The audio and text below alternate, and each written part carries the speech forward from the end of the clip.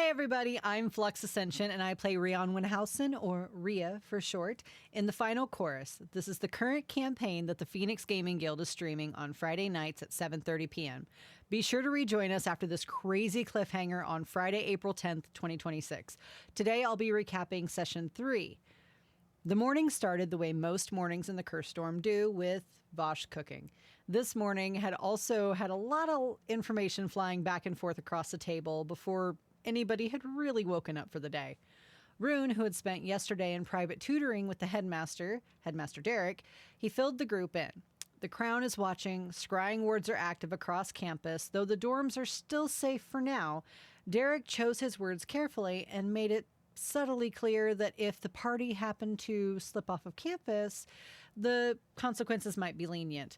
He also handed Rune a teleportation scroll, one that with the right setup could quickly get someone somewhere they needed to be. Rune described it in terms of songbirds finding their way back to the nest. Then Vosh reminded everybody about the chalk, and Demo reminded everyone about the basement door. It was clear today was going to be a full day. Classes kicked off and the group split. Demo arrived to his advanced instruments course 45 minutes late after having gone to the wrong class initially. His new teacher, Voltana, saw through every excuse before he had finished speaking. She put him in a music note clash against his rival bard, Silas Quickhand, the leader of the Crown Jewel Party and the nephew to the king. Before they'd started, Voltana said the loser gets detention. This confused Silas, so she mentioned to him that his teammate, Zephyr, had turned him in for destruction of another dorm's property. The clash ensued and Demo lost. But not because Silas outplayed him, but because someone in that room had kicked the back of his chair mid-performance and caused him to mess up his riff. Messed up his groove. Sorry. No one confessed. Demo won the detention. Silas won the battle. Meanwhile, Rune and Rhea were directed to a class that neither of them had signed up for. Their teacher, Dennis Longtooth, a half-orc, also cousin to Theodore Longtoe, apparently this is his only year as an instructor at High Throne. He locked the door behind him, closed the curtains, and set a strange metal gauntlet on the desk. He asked if anyone knew what it was. Rhea noted that it was highly magical, a strange fusion of bardic and wizard energy. Rune, out loud, stated that it was a song of war. Upon looking around the class for their other students' reactions, they noticed that the other students were illusions.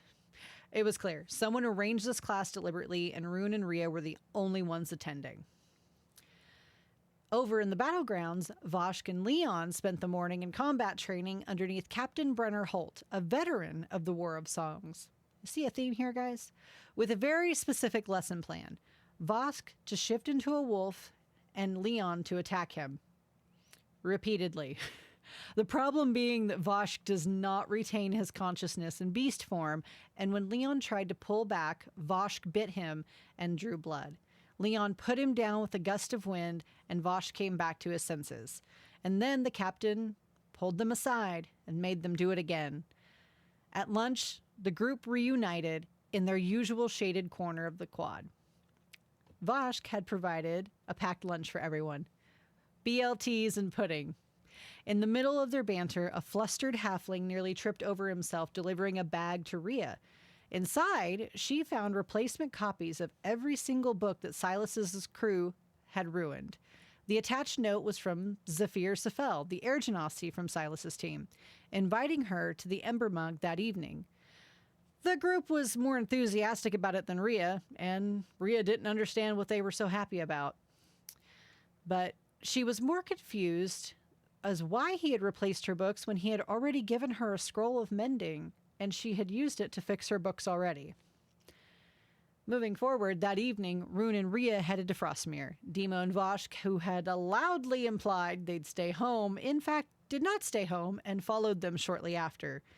Leon actually did stay behind to defend the dorm just in case more saboteurs showed up. When the group arrived at the Ember Mug, Zephyr couldn't be found anywhere. There was, however, Mira, the wood elf ranger from Silas's team who was 3 sheets to the wind and had admitted to being unhappy that she was benched now that Xavier had joined Silas's tournament. As Rune and Rhea were about to turn away, Demo and Doran the druid dwarf, say that 10 times fast, guys, from the Crown Jewel team, made enough noise during an argument that we knew that Voshk and Demo had followed us. And suddenly, the whole group, minus Leon, found themselves being herded upstairs to a private veranda alongside the Crown Jewel team. Silas then made his intentions clear. Don't enter the tournament, let his team search the dorm, and walk away with 25,000, let me say that again, guys, 25,000 gold pieces each. But our group refused, politely at first, and then less politely. Silas pushed back. It was a stalemate.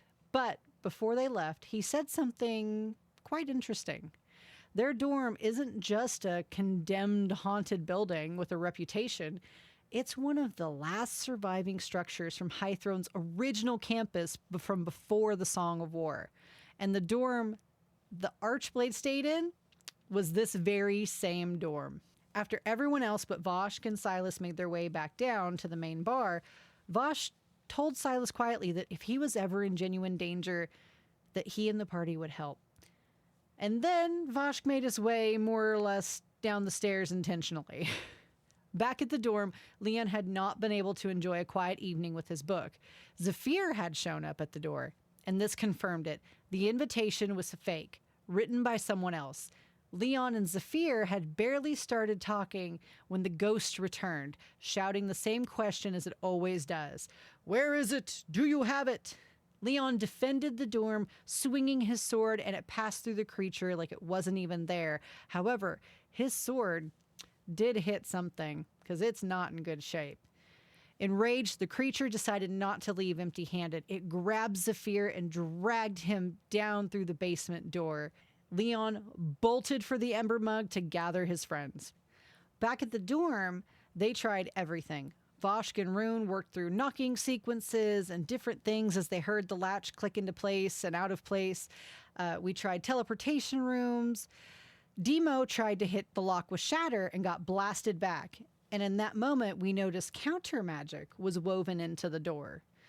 At this, Rhea spread her senses through the dorm to see if she could find anything else. And she found energy coming from the paintings and the bookshelf. At this, Leon noticed a book and found one simply labeled My Journal. After long enough that it had started to feel impossible, Rune's knocking method worked. The door unlatched, he wrenched it open, and began to fall. Demo, who was the closest, grabbed him. Leon ran and grabbed Demo. Rhea pocketed the journal and attempted to grab Leon, and then Vosh caught her and pulled. Even though we were all in like a giant tug of war, none of us could pull it back out. We felt the threshold slide from underneath our feet, and then we were falling. And as we were falling, we saw the door swing shut above us. Whatever's on the other side of that basement door, we're in it now. We'll pick it up right there next week. See you at the table, guys.